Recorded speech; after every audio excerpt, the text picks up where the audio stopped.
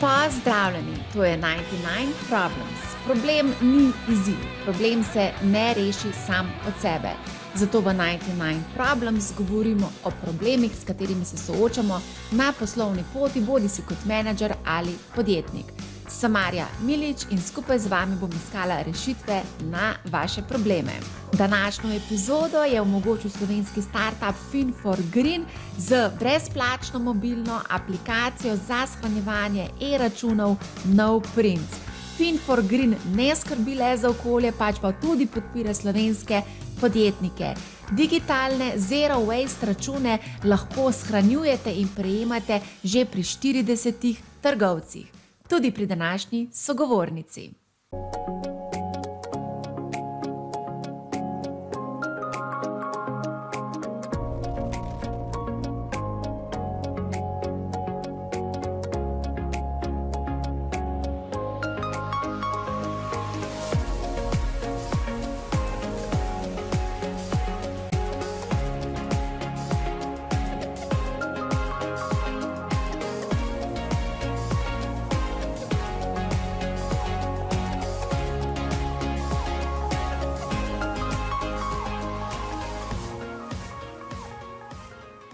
Vsi zelo radi govorijo in izpostavljajo uspešne podjetniške zgodbe, vendar čisto vsi podjetniki začnejo na začetku, torej brez enega kupca in brez enega centa prihodkov. Ker v podcastu 99 Problems govorimo o problemih, jih pri novopečenih podjetnikih zagotovo ne manjka. Danes se bomo pogovarjali s Saro Sukič, ki je pred pol leta odprla trgovinico Naša Bavta v Prekmurju. Lepo pozdravljeni, Sara. Zdravo, zdravo. Zdravo. Evo, kot rečeno, kot omenjeno že v uvodu, ste si nova pečena podjetnica in marsikdo razmišlja, da bi šel na svoje, pa se nekako ne upa, pa me zanima, kako si ti zbrala pogum in kaj tebe motiviralo to, da si šla v podjetniške vode? Ja, evo, moj začetek je bil nekako, že od nekdaj sem pač želela, da živiva z možem čim bolj trajnostno, potem pa sta se nama rodila še 2 otročka, ki sta imela oba kar nekaj alergij in težav, tako da so potem začela iskati bolj zdravo hrano, bolj lokalno hrano. In tukaj sem videla, kako težko je bilo priti recimo do te hrane, čeprav recimo sama živim na podeželju, ampak je še vseeno bilo kar težko, ker proizvajalci niso bili povezani, hodil si od enega do drugega. In tako je počasi v meni zorela ta ideja, da bi nekako povezala vse te ponudnike in da bi odprla svojo lastno trgovinico. In hkrati, da bi tudi pač malo rešila problem z odvečno plastiko in odpadki, sem se odločila, da bo trgovina brez plastične embalaže. Na to pa je v bistvu lansko leto v oktobru prišel ven razpis za program Poni, podjetno nad izzive, kjer ti v bistvu nudijo službo za 4 mesece in te hkrati mentorirajo, pomagajo ti napisati poslovni načrt, imaš različne delavnice glede računovodstva, glede spota, glede prijave samega podjetja. Tako da sem se potem opogumila in se odločila, da se pač podam na to pot. Po 4 mesecih sem na to še rabila par mesecev, da smo res vse zalaufali in potem aprila sem odprla trgovinico. Tako da, ja, je bila moja pot malo bolj dolga, ampak sem zaradi tega, mislim, da tudi malo bolj samozavestna. Nudili so mi tudi veliko pomoči, še zdaj razni mentori, recimo, če kaj ne vem, mi je lepo, da jih lahko pokličem, povprašam za vsak slučaj, kaj oni mislijo, ker včasih vemo, kako je, da pride kak zakon recimo o embalažnini ven in potem ne veš, kje stojiš in kaj narediti, in potem je lepo, da imaš potem še vseeno mentore, ki so pripravljeni ti še zdaj pomagati. Se pravi, v bistvu to je bila nekako, če jaz prav razumem, dodatna nekako motivacija, da je bila na nek način bergla, tudi če lahko temu tako rečem, ta program za mentoriranje. Ja, jaz imam občutek, da smo vsi, dosti nas ima idejo, kaj bi delali, dosti ima željo, ampak potem nam zmanjka pri tem zadnjem koraku. Nekako si ne upamo pač iti iz neke, recimo, stabilne službe, z nekega pač stabilnega življenja in pač narediti tisti zadnji skok, ne. In je mogoče potem to super, ker imaš pa tukaj res ljudi, ki ti pomagajo pri tem in ti pač dajo tisto samozavest, tisti zagon, da potem si upaš in narediš ta korak. Ja, ampak pod črto si sam na koncu, sam moraš sprejeti to odločitev in sam v bistvu voditi celotno zadevo, ne? Tako je, ja, oni ti v bistvu tam samo res pomagajo, ne, da ti ni za to, da bi ti oni, ne, ampak res so tam za kakokoli vprašanje. Meni je bilo tudi všeč, da smo v bistvu bili 12 nas je bilo tam in vsi smo imeli svoje ideje, vsi smo bili polni zagona, se veselili in potem, ko priješ v neko tako kreativno okolje, še te sam pač tudi tebe povzdigne in si bolj res samozavesten in bolj verjameš svojo idejo.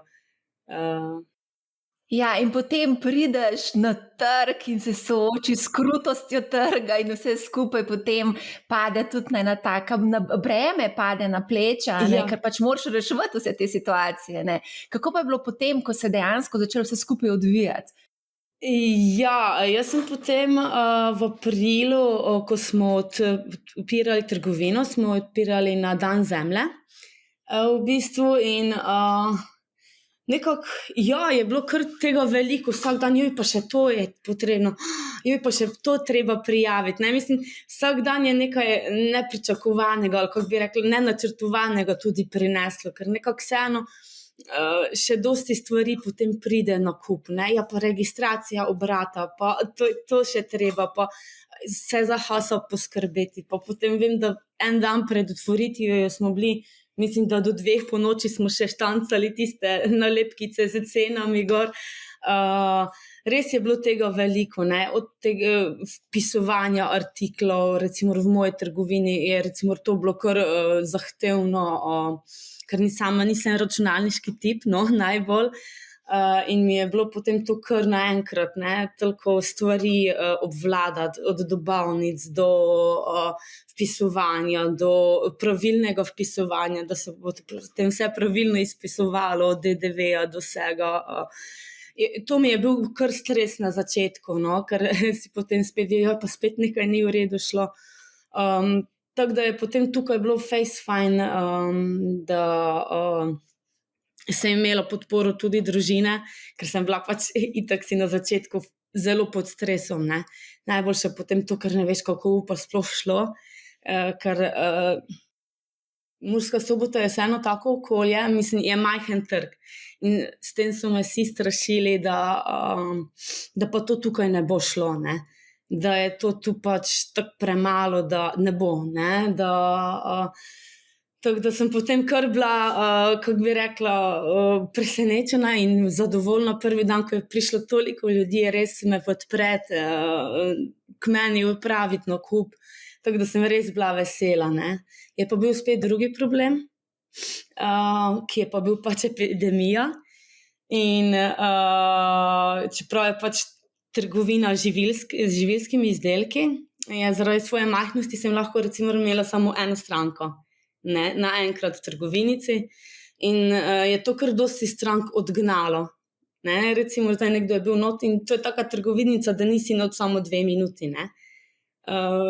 In potem so se pač naveličali čakati in odšli, ne, in tako to je me na začetku kar potem jezilo, no. Ker sem na tak način potem dosti strank zgubila, ne, prvi dan, drugi dan, ko mi je še pač malo mož pomagal, jih je on zunaj zabaval, pa se pogovarjal z njimi, ampak pač ni to šlo v nedogled, ima mož tudi svojo službo, ne. Tako da. To mi je zanimivo, ker si rekla, da je bilo kar veliko ljudi, ki so v bistvu nekako dvomili v to idejo in v bistvu nekako demotivirali. V bistvu. To se zelo pogosto dogaja. Tudi pri velikih uspešnih zgodbah smo recimo videli veliko tega, ne, da pač so nekako bili skeptiki, ki so rekli, brez veze, to ne bo šlo. Ne. Kdo bo kupoval, recimo pri Amazonu je bil tudi en tak primer, kdo bo kupoval prek spleta, brez veze. Zdaj se pa ne moremo predstavljati tega. Ja. Pri meni je kar bilo, pa mislim, da še tako, vsaj vedno je tisto, jaz sem ful vesela, jaz imam zelo veliko podporo svoje družine, vedno sem imela, so me vedno vsi podpirali, je pa malo mogoče neko razočaranje prišlo res z bližnje okolice, ki si pač pričakoval, da bodo te podprli, da bodo veseli, da bodo prišli k tebi vsaj toliko, ampak nekako ne, to pač ne bo šlo, to je vse predrago, to je vse mislim, veliko je tega, in te potem to na začetku kar malo prizadene, ampak zdaj pač vidim, da se pač ne moreš zanašati, potem na svojo okolico. Sem vesela, da imam pač res krog že kupcev stalnih, ki so res pač, ne prihajajo iz moje okolice, ampak so trgovinico zelo lepo sprejeli in me podpirajo, tako da je potem to pač tisto, kar ti daje zagon, da vidiš, da nekdo res, ki te sploh ne pozna, pride, mu je všeč, pride še enkrat, pride še tretjič in je zadovoljen, potem je to tisto, gonilo. No, to so tisti problemi, ki potem pridejo na te, recimo, kako dobiti kupce, kje dobiti kupce. Kupci imajo neke predstave o določeni trgovini, izdelkih in podobno. In tukaj si že zelo lepo omenila, predrago je. Tako da verjetno so taki očitki prihajajo, oziroma tako mnenje, prepričanje je, ko govorimo o eko, bio, trajnostno naravnanih izdelkih in pa seveda tudi trgovinah. Ja, to je en velik predsodek, s katerim se moram kar boriti. To sem vedela že od začetka, ker sem delala eno majhno raziskavo in je v bistvu pokazalo, da je na prvem mestu še vedno cena. Pred kvaliteto, pred karkoli, je pač cena. Čeprav jaz moram povedati, da smo res, je potem marsikateri kupec presenečen, pa reče, vse to pa sploh ni tako drago. Ker res, tukaj si lahko vzame manj, lahko si vzame koliko želi, ni mu treba vzeti pol kile, ne vem, kaše ali kakoli. In tudi malo zaradi embalaže je potem ceneje. In vseeno poudarim, da moramo gledati, da je nekaj lokalno in kvalitetno. In pač ceniti trud in delo naših domačih proizvajalcev in jih tudi na tak način podpreti. Ker na koncu se mi zdi, da ni take razlike. Če si kupiš nekaj, kar res rabiš, kar jaz vedno pač opozarjam, da si naj ljudje res delajo sezname, kupijo točno to, kar rabijo in bodo na koncu porabili manj, kot pa če grejo v trgovino, si naložijo poln voziček, na koncu pa pol tega vržejo proč.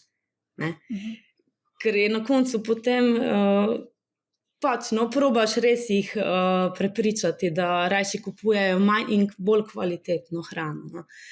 To je ena taka naloga. Pa da vodiš evidenco, ker meni se tudi zdi zelo problematično, da se danes izredno veliko hrane stran vrže in to je v bistvu stran vržen denar konec koncev, tako da tudi to je treba upoštevati. Ja, pa jaz pravim, zdaj smo se z eno gospod tako lepo pogovarjali in je rekla, da ljudje enostavno ne premišljujejo, koliko hranil ima lahko lokalna hrana, ki je pobrana recimo oziroma pridelana v tem tednu, v prejšnjem tednu, danes, ali pa neka stvar, ki se je k nam vozila ne vem koliko mesecev, ne vem koliko dni, niti ni bila dozorela in da niti ljudje potem s tem ne vnesejo taka hranila v sebe, kot če bi pač jedli bolj lokalno, bolj kvalitetno hrano. To je potem spet drugi problem, da ljudje jejo veliko stvari, veliko zdravih stvari, ampak enostavno nimajo enako pač zadovoljivo število, hranil kot pač ta naša lokalno pridelana hrana, ki je res bolj kakovostna. To je pač tudi eden problem, kar bi se mogel malo bolj izpostavljati, ne. To bi se verjetno rabili že na ravni mogoče osnovne šole učiti o zdravem prehranjevanju, o hranilih in podobno, ne, tako da to je v bistvu po moje bolj sistemski problem, tako kot marsikaj kateri drug, ne. S tem, da jaz sem ful vesela, sem že imela par primerov, mislim, da so že 1, 2 ali 3 osnovnošolci pripeljali mame v trgovino, so rekli: "Mama, glej," zadnjič je pa to bilo po televiziji, ker vem, da so enkrat, mislim, da imeli na Firpcologih, o takih trgovinicah. "Mami, glej, to je pa zdaj taka trgovina." In meni je bilo tako lepo, da ni bilo niti treba nič razlagati, so vse oni razložili, ne. Super. In taki mali so tudi ful jih zanimajo, kako pa zdaj to, kako pa vam pripeljajo. In mi je ful všeč, no, ker jaz pravim, ne, ker je res od malega se treba vzgajati in učiti, ne, kaj kupovati in kaj jesti, no. Jaz se s tem strinjam, je pa res, ne, da živimo v obdobju digitalizacije in klikati na miško, klik, kupi, ne, je zelo enostavno, a ne, pripeljejo ti na dom. Ali si mogoče razmišljala, da bi tudi ponudila spletno trgovino? Ja, to je zdaj moj drugi cilj, upam, da mi zdaj uspe v bistvu čez zimo narediti spletno trgovinico še. Če ne drugega, za jeseni bom ponudila, da se lahko pač prek telefona ali pa preko maila naroči in bomo pač dostavili nekako, potem pa res eno tako luštno spletno trgovinico zalaufati, ker vsi smo se razvadili, ne. Tudi jaz sem rekla, zdaj, če ne drugega, je ta naša epidemija prinesla to, jaz sem že prej veliko kupovala na spletu, ampak zdaj pa res niti se mi ne da več v trgovino hoditi, no. Kako bo pa tukaj potem ta koncept brez embalaže funkcioniral, recimo, če se bo dostavljalo preko spleta, ker tukaj pa vseeno treba imeti neko embalažo? Ja, zdaj v bistvu je tako, mi imamo tukaj vedno na voljo prazne te steklenice od kakih vloženin, ki se potem operejo, očistijo, potrgajo listki dol. In tudi to si lahko kupci, če nimajo sabo, si lahko tukaj pri nas posodijo. Pač apeliramo potem, da se to vrne nazaj, apeliramo tudi, da lahko kako svojo embalažo prinesejo, če jo imajo odveč, da jo lahko potem mi tukaj dalje ponudimo, da jo operemo. In potem bi se to se potem pakira v take stvari. Imamo sicer tudi vrečkice papirnate, male in velike, ampak te so pa plačljive. Ker vseeno je pač lahko se še ponovno uporabijo, imam par strank, ki za kar s temi vrečkami nazaj k meni hodijo, ne, kar je tudi okej, ampak res, jaz pravim, najlažje je ponovno uporabiti, kaj imaš doma. Vedno rečem, ko me vprašajo, včasih imamo tudi čistila in gele za pranje, perila, mehčalce in me vprašajo, kaj pa naj tu prinesem? Sem rekla, porabite svoj star mehčalec, operte in pridite sem, pa je plastika. Ni problema, saj ni problem v plastiki, problem je plastika za enkratno uporabo, ne. Preveč imamo plastike, ki jo uporabimo samo enkrat in zavržemo, ne. Saj jaz sem rekla, greš v trgovino, nakupiš ful zelenjave, ful sadja in imaš na koncu polni koš embalaže, ne.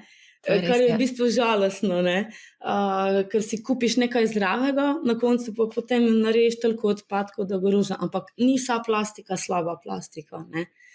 Ne moremo zdaj pač tako gledati, ker tudi plastiko so v bistvu izumili za večkratno uporabo, ne.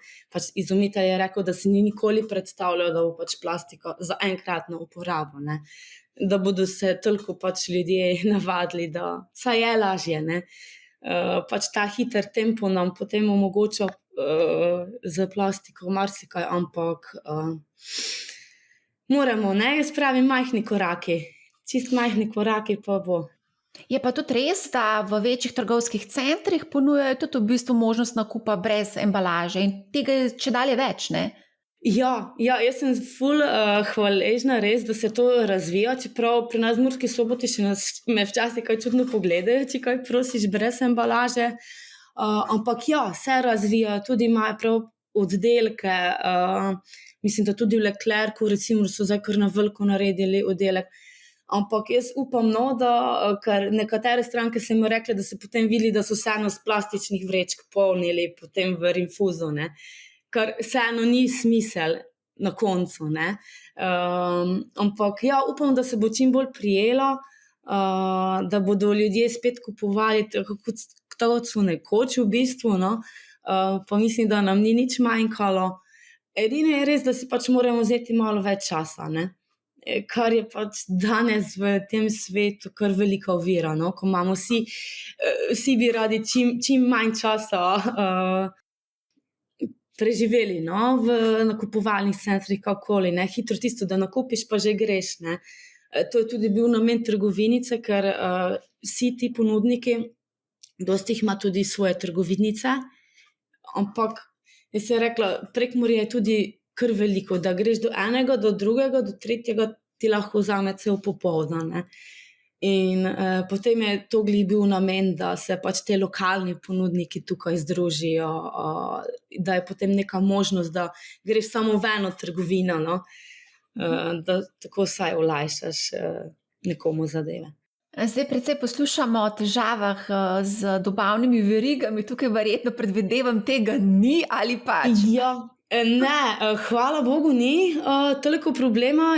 Meni je najbolj všeč, jaz poklicam, da nekaj nimam in naslednji dan že pripeljejo, to je super. Ampak je pa res, da sem zdaj dobila že 5-6 mailov, da se surovine višajo cene.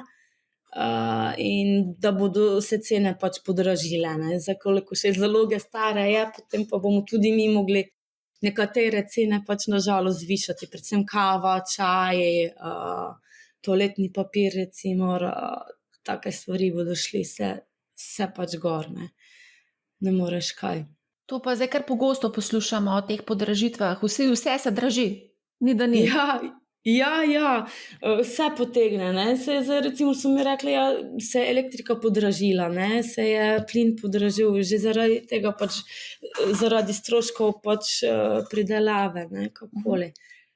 Tako da ja, kar gre gor, no, škoda, jaz sem rekla, zdaj so se kar navadili in ne vem, meni je vedno kar grozno, no, kako ceno zvišati, no, jaz sem ful vesela, najbolj sem bila vesela lani, ko so končno, imamo tudi pač te vložke za večkratno uporabo z blaga in sem bila najbolj vesela, ko je vlada se odločila, da končno to ni nek luksuz in so dali 9,5% davek gor, tako da smo lahko šli s temi stvarmi dol, sem bila ful vesela, no, tako da ja, na žalost pa bo treba kaj tudi zvišati, no, to leto.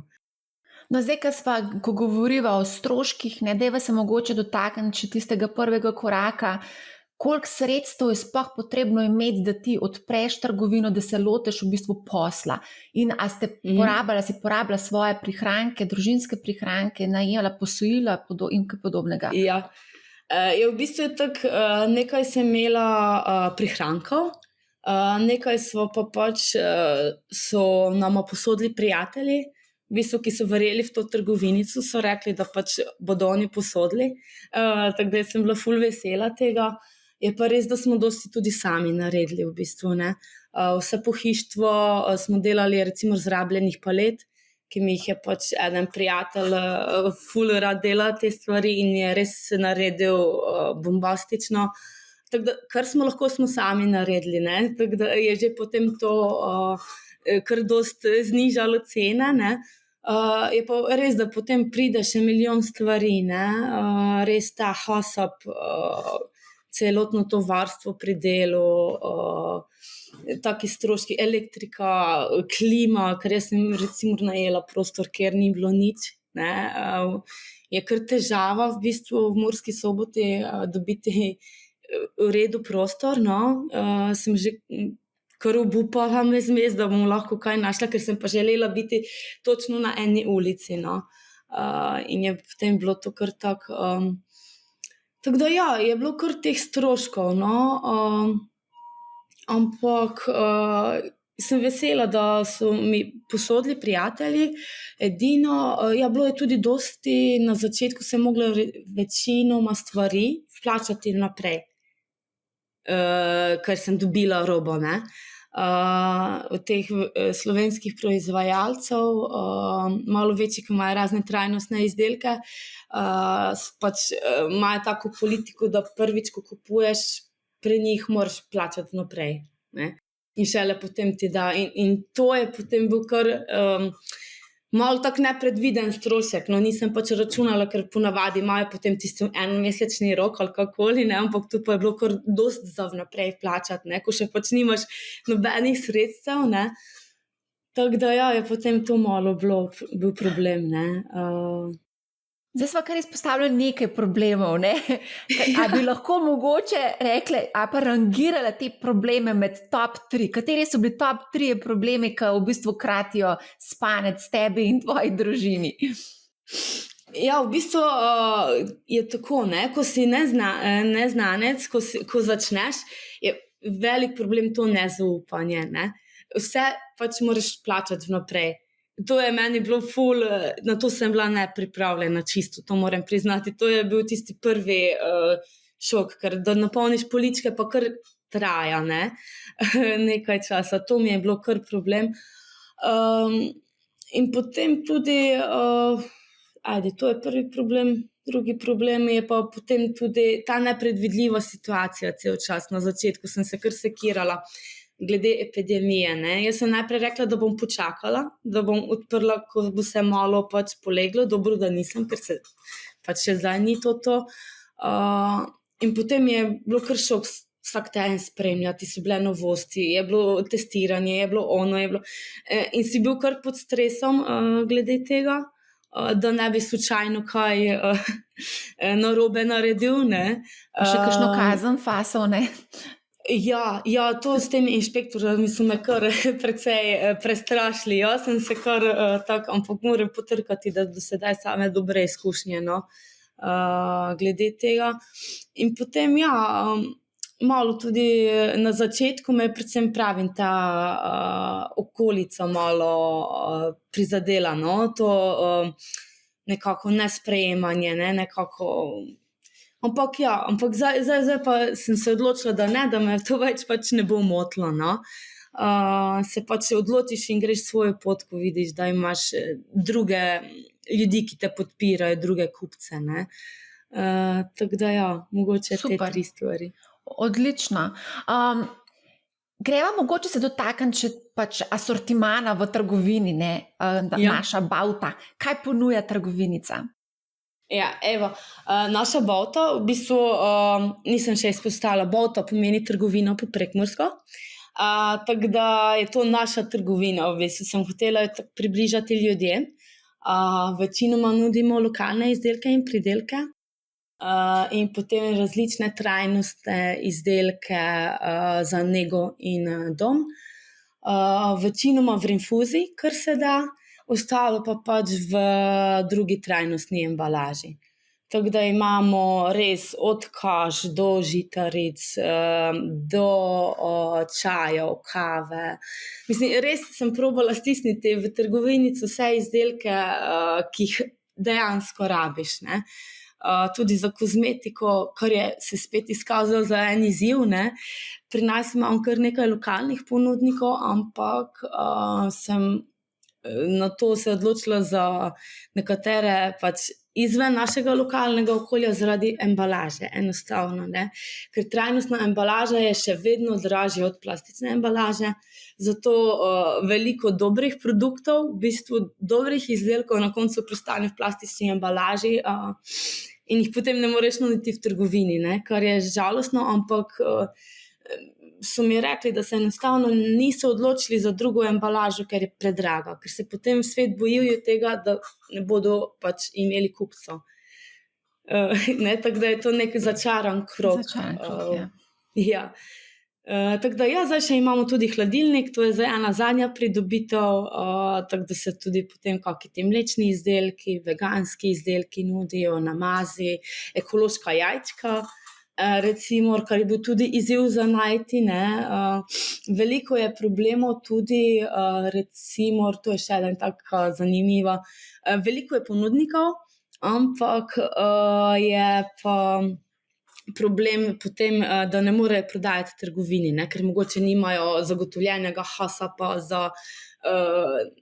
za prodajo, ali kako bi rekla, ne. Tako da jaz sem se tudi potem glede tega kar lovila.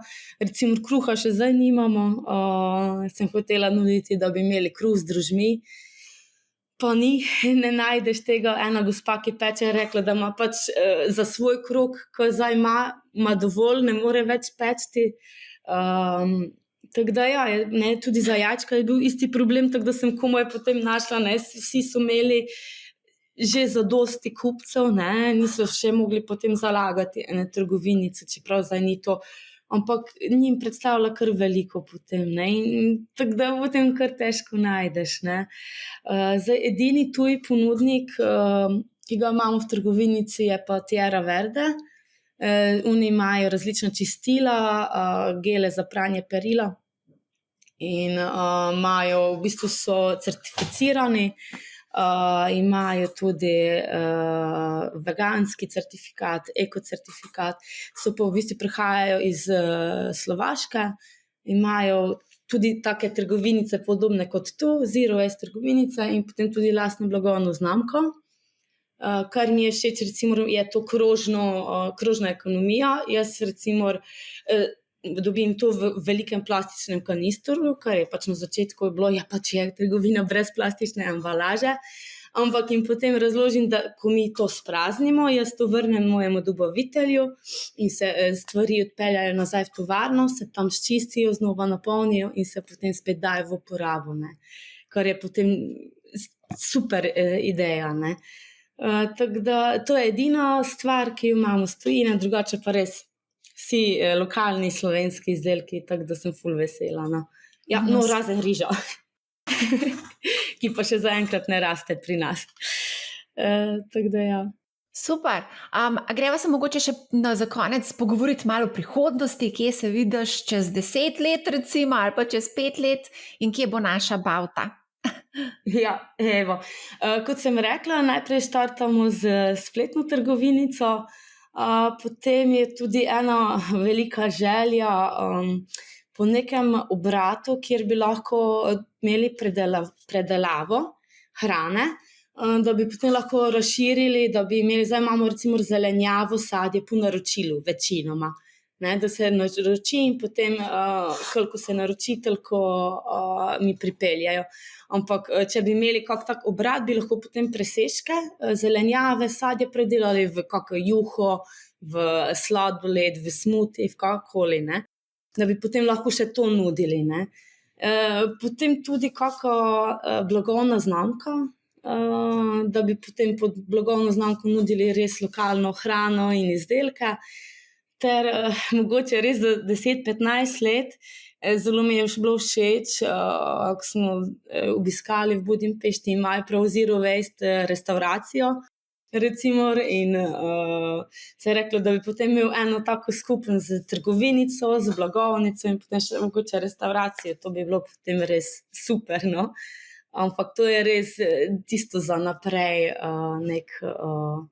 nek cilj, ne. In seveda izobraževanje javnosti, no, da bi se malo pač bolj to upam, da naslednje leto štartamo z kakimi predavanji na šolah in drugih recimo kakih seminarjih, potem tudi kakšna srečanja, da bi imeli kake oglede filmčkov. Tako, no, da bi se malo javnosti približala ta tema, ne, zakaj trajnostno, zakaj lokalno, kaj to sploh pomeni za nas. Ja, zdaj, ko poslušam, se mi zdi, da si zelo tako involvirana noter v ta trajnostni način življenja, da ti je zelo pomembno, da ima dobavitelj recimo konec koncev tudi vse tako, kot mora biti trajnostno, da greš do izvora, do vira, da vidiš točno, kaj je tam na drugi strani, da je interes po opismenjevanju, izobraževanju, ne. Tako da to se mi zdi zelo, zelo lepo in tako v bistvu strastno se mi zdi, da pač živiš to trajnostno življenje. Ja, moram povedati, da v bistvu tudi vsi moji dobavitelji so res zagnani, ni jim bil problem, ne, ko smo se pogovarjali glede rešitev, so rekli, ja, no, je še tako boljše, lepše, ne? Ker so rekli, te okenca imaš na koncu res samo zaradi kupcev, ne? Ker ljudje hočejo videti, kaj je not, ne? Potem eden gospod vem, da se je znašel, ki prodaja moke pa to, in je potem nasul pred vsako moko v kozarček malo moke z droba, da so potem videli, kako je to pošlat ali kakoli, ne, pač hočejo. Tako da, ja, no, meni je všeč, no, da res je neka vedno bolj večja potreba, no, po trajnostnem načinu življenja tudi med našimi dobavitelji, no, tako da imamo tudi nekaj dobaviteljev, ki imajo Demeter certifikate, res imajo miroljubno kmetijstvo, recimo, tako da se še od njih potem kaj naučiš, no. Tako da veliko dobaviteljev tudi sama obiščem, če se le da, če so v naši okolici, drugače pa res probamo se povezati, pa da tudi lahko kupcu predstaviš zgodbo, odkot pač prihaja produkt, kaj cenijo tam, in je potem to vse bolj neka zgodba, ki jo cenijo naši kupci, no. Ja, čeprav živimo precej globalno, se mi zdi, da se vračamo tudi nazaj v lokalno okolje in tudi cenimo vse bolj v bistvu lokalne dobrine. Tako da, super.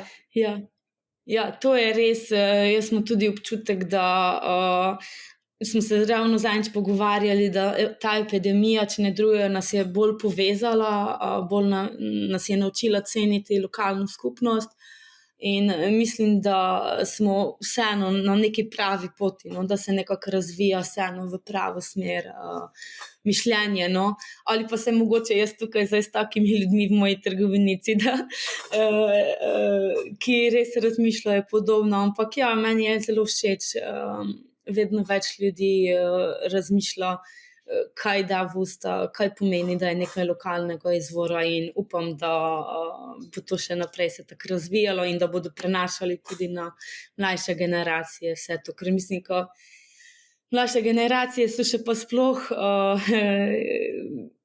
ne vem, no, jaz vidim čist globalno usmerjene, ne, tako da upam, da bodo pa vseeno bolj zelene, bodo znale bolj ceniti naš planet, no, kot prejšnje generacije. Ja, zeleno je zdaj tak velik trend v svetu, v Evropi, tudi se precej govori o zelenem prehodu, tako da gremo v to smer.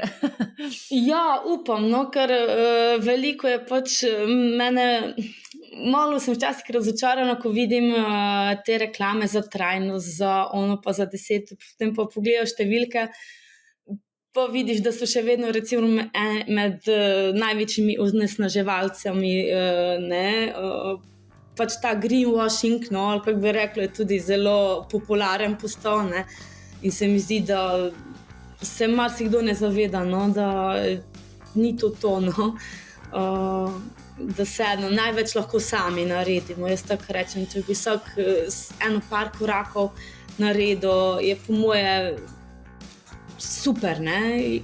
Eni pravijo pa, kaj to pomaga, ne, ampak jaz rečem, če pa vsak nekaj naredi, je pa to že velik korak, ne.